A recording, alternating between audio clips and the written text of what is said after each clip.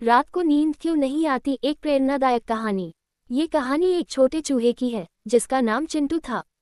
चिंटू एक बड़े शहर में रहता था जहां हमेशा हलचल और शोरगुल रहता था। दिन में वह बहुत मस्ती करता, इधर उधर दौड़ता, चीजें खाता और अपने दोस्तों के साथ खेलता।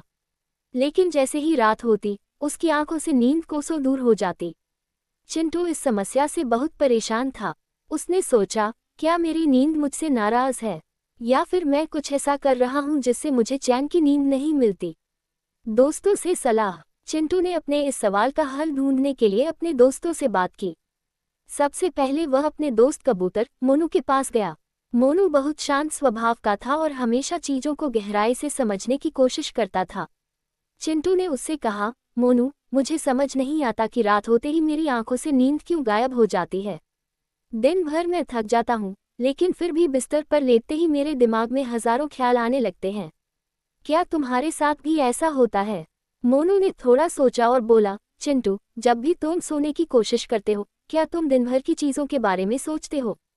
हाँ, बिल्कुल, चिंटू ने कहा। मैं सोचता हूँ कि आज मैंने कौन कौन सी गलतियाँ की, कल मुझे क्या करना है, और अगर मैं सही से सो नहीं पाया तो क्या होगा।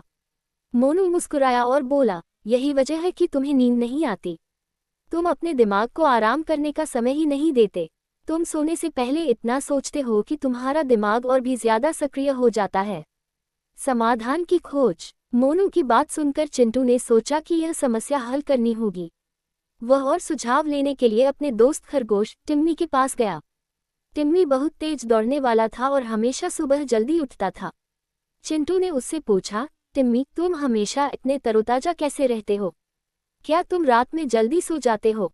टिम्मी ने हंसते हुए कहा, हाँ चिंटू, मैं रात में जल्दी सो जाता हूँ क्योंकि मैं दिन भर अपनी ऊर्जा सही जगह खर्च करता हूँ।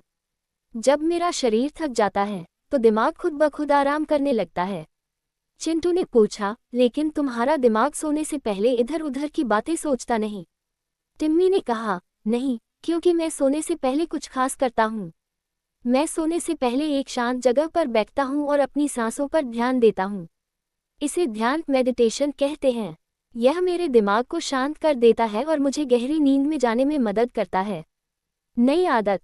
चिंटू ने टिम्मी की यह सलाह मानने की ठानी। उस रात सोने से पहले वह एक शांत कोने में बैठ गया और अपनी सांसों पर ध्यान देने लगा।